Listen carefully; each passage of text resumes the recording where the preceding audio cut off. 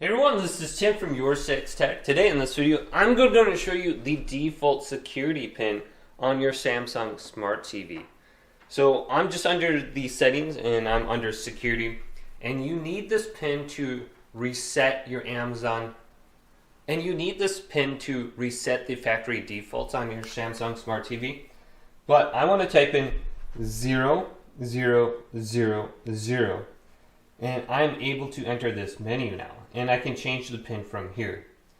So if I go all the way down to support, go to the right and go to self-diagnosis, and then go to reset, I need to type in the pin right here. Just type in 0000. Chances are you never actually changed your pin in the past.